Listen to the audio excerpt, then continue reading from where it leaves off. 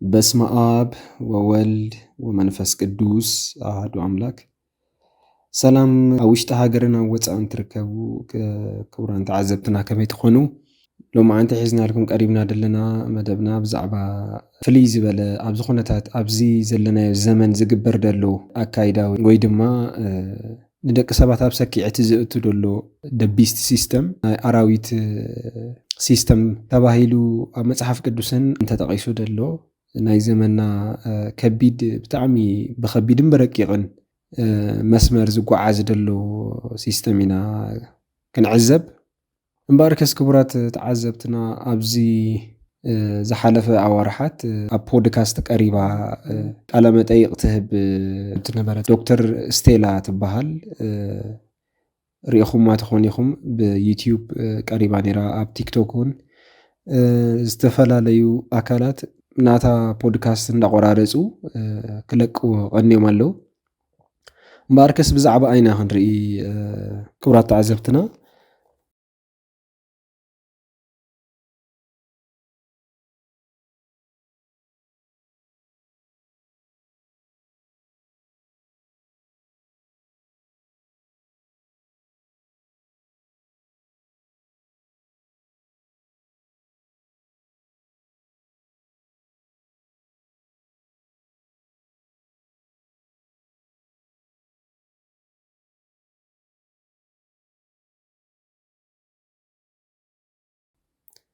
እቲ ኤለን መስክ ነቲ ንሓንጎል መርበብ ሓበሬታ ምስ ሰብነት ዘራኽብ ቴክኖሎጂ ኒውራሊንክ ቺፕ ንምዕባይ ዝገብሮ ዘሎ ፃዕሪ ኣብ መጽሓፍ ቅዱስ ትንቢት ዝተዘርበሉ ማለት እዩ። ናይቲ ኣውሬ ስርዓት ደቢስት ሲስተም መገዲ ወይ ድማ መሰረት ክኸውን ይኽእል እዩ ኢላ ኣጠንቂቓላ ብዛዕባኡ ጽቡቕ ጌራ ገሊጻቶ ደላ እቲ ኤለን ማስክ ዝገብሮ ደሎ ብዛዕባ እቲ ሮቦታት ዘፍርዮም ደለው ሮቦታት ብዛዕባ እቲ ዋን ወርልድ ዋይድ ሲስተም ዝብል ጽቡቕ ጌራ ገሊጻቶ ደላ ከመይ ገይሩ ምስ መጽሓፍ ቅዱስ ከም ዝራኸብ ኣይና ቻፕተር ምዃኑ ገለመለ ጽቡቕ ጌራ ኣብሪሃቶላ ማለት እዩ። እምበር ከስ እዛ ዶክተር እዚኣ እዚ ቴክኖሎጂ እዚ ነቲ ሰብ ናይ ምቁፅጻር ዓቕሚ ክህልዎ ስለ ዝኽእል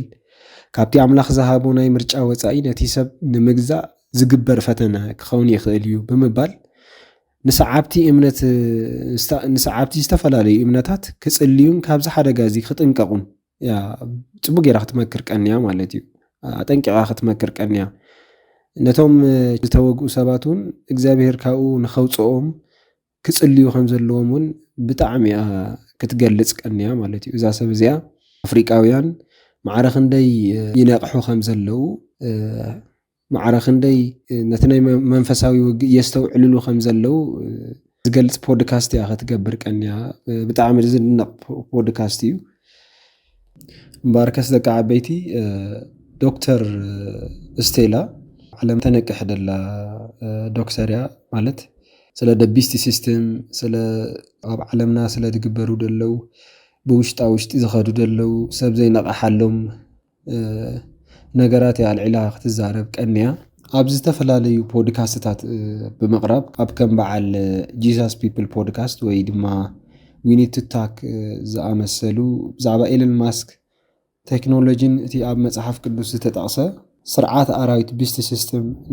ብምስፋሕ ዝሰርሕ ደሎ ከም ዝኾነ እያ ክትገልጽ ቀንያ ክገርመኩም ኤለን ማስክ ንባዕሉ ሰብ ከም ዘይኮነ እያ ማለት ባዕሉ ተዛሪቡ እንዲሁ ሰብ ከም ዘይኮነ ግን ሰብ ከም ዘይኮነ ክትገልጽ ቀንያ ማለት እዩ። ምክንያቱ ሓደ ሰብ ኣብ ደቂ ሰባት ማዕረኽ እንደዚ ክጭክን ኣይከለኒና ሰብ ስለ ዘይኮነ እሱ ደቂ ሰባት ኣጥፊኡ ሮቦታት ንኸንግስ ኣብ ዝጓየየሉ ደሎ እዋን ሰባት ኣጥፊኡ ሮቦታት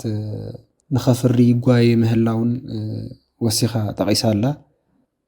ስርዓት ኣራዊት ደቢስት ሲስተም እንታይ ምዃኑ ዶክተር ስቴላ ከም እትብሎ እቲ ኣብ መጽሓፍ ራእይ ተጻሒፉ ዘሎ ናይ መወዳእታ ዘመን ቁፅፅር ሎሚ ብመገዲ ዘመናዊ ቴክኖሎጂ ይስራሕ ከም ዘሎ ዲጂታል ቁፅፅር ኩሉ ነገር ኣብ ዲጂታል አይዲ ዲጂታል ገንዘብ ብስምዒታዊ አርቲፊሻል ኢንተለጀንስ ክግዛእ ከሎ ሰባት ብዘይ እቲ ስርዓት ክገዝኡን ክሸጡን ዘይክእልሉ ኩነታት ይፍጠር ከም ዘሎ ብዛዕባ ኤለን ማስክ ኒውራሊንክ እንታይ ምዃኑ ኤለን ማስክ ዘበግሶም ቴክኖሎጂታት ብፍላይ ድማ ኒውራሊንክ ኣብ ሓንጎል ሰብ ዝግበር ቺፕ እንታይ ምዃኑ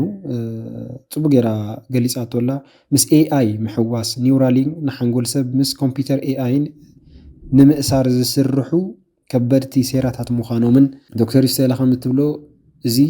ትራንስሁማኒዝም ንወዲ ሰብ ምስ ማሽን ምሕዋስ ንፍጥረታዊ ሰብኣዊነት ንመንፈሳዊ ነፃነትን ዘጥፍእ ምዃኑ እውን ወሲኻ ገሊጻላ ኣብ ፖድካስታ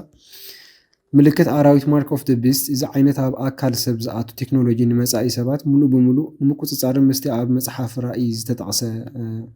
ምልክት ኣራዊት ዝተኣሳሰር ባይታ ይንፀፍ ከም ዘሎ እውን ወሲኻ ገሊጻላ እንታይ ደቂ ዓበይቲ እዚ ሕጂ ክንብሎ ዝፀናሕና ያው ተባሂሉን ይቅድም ሕጂ ያው ቺፕ ብዛዕባ ቺፕ ተነጊሩሉ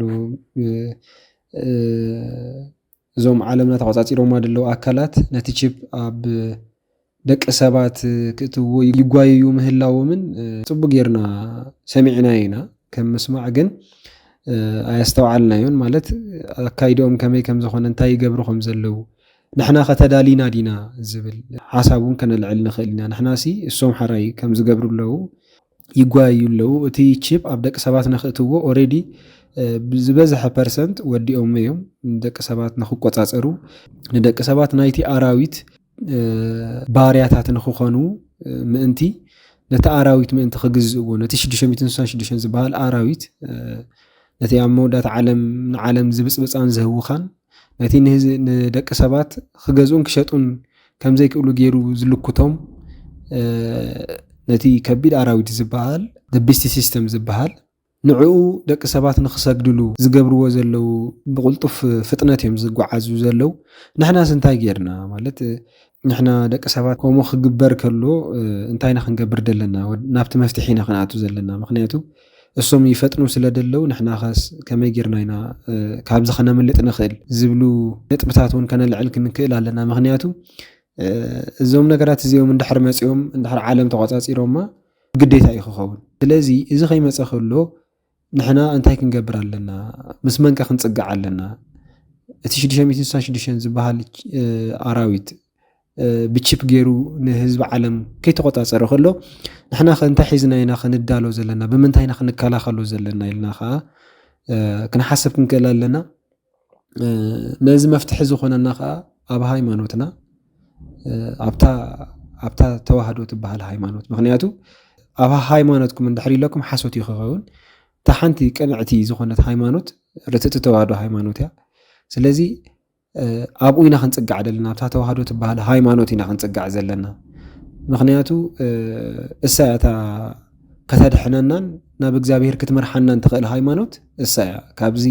ብዙሕ ነገር ከተውፀና ትኽእልን ኣብ ወላዲተ ኣምላክ ክንጽጋዕ ከም ዘለና እዩ ኣብ እግዚኣብሔር ክንጽጋዕ ኣለና እግዚኣብሔርን ክንልምን ከም ዘለና እዩ ስለዚ ናይዚ መፍትሒ ክኸውን ዝኽእል ኣብ እግዚኣብሔር ክንጽጋዕ ኣለና ምስ እግዚኣብሔር ዘለና ድኹም መስመር ከነመሓይሾ ክንክእል ኣለና ኣብ ጸሎት ክንብርታዕ ክንክእል ኣለና ምስ እግዚኣብሔር ዘለና መስመር ከነመዓራሪ ክንክእል ኣለና ናብ እግዚኣብሔር ከነዘውትር ክንክእል ኣለና መንፈስና ከነበርትዖ ክንክእል ኣለና ስለዚ ካብዚ ናይ ኣራዊት ሲስተም ነምልጠሉ መንገዲ እዚ ጥራይ ምስ እግዚኣብሔር ምስ ወላዲተ ኣምላክ ተዓሪቕና እቲ እግዚአብሔር ዝመርሓና መንገዲ ከዓ ክንጓዓዝ ክንክእል ኣለና ምክንያቱ እሶም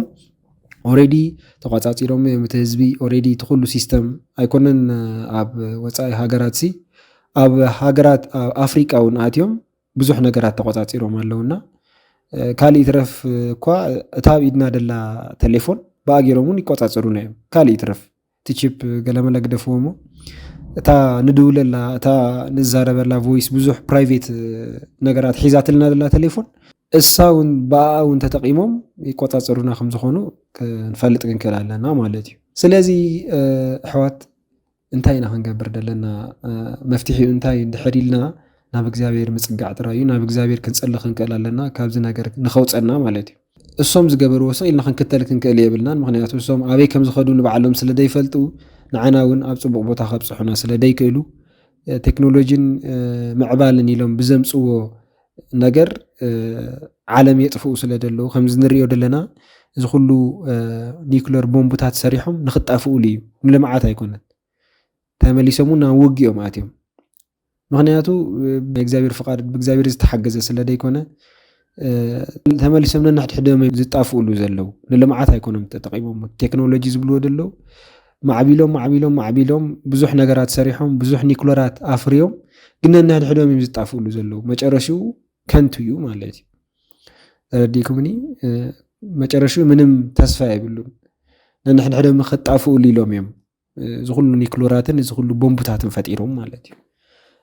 ስለዚ ክብራት ተዓዘብትና ነዚ ኩሉ ነቂሕና ናብ እግዚአብሔር ንጽጋዓሉ ጊዜ ክኸውን ደለዎ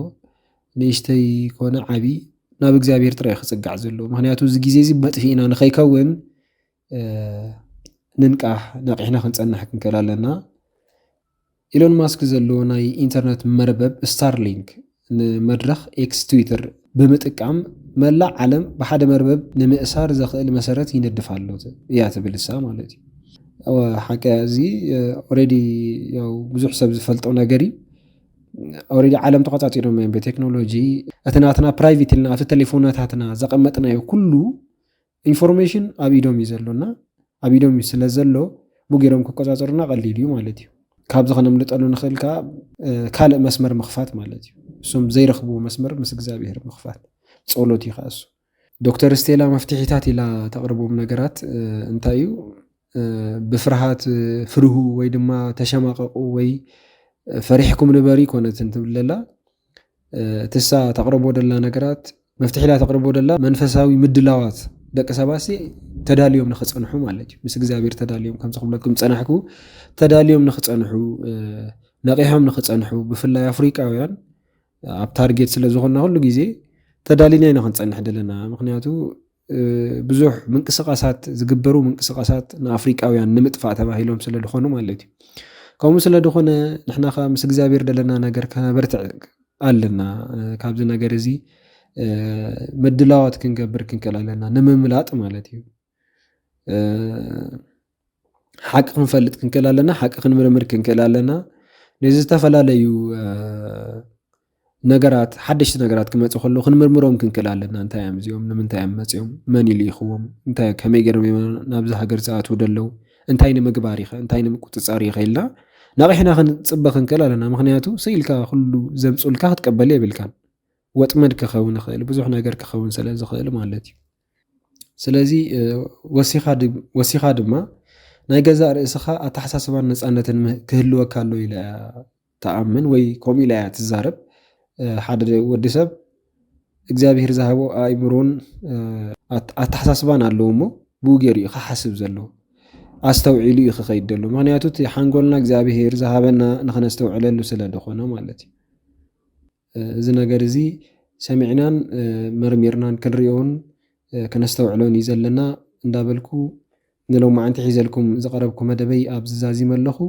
ሰሰናዩ ንኹላትና ኣብ ቀጻሊ ድማ ብኻልእ ትሕዝቶ ክሳብ ንራኸብ ሰናይ ጊዜ ስብሃት ለእግዚአብሔር ወለወላዲቱ ድንግል ወለመስቀሉ ክቡር ወደሓንኩም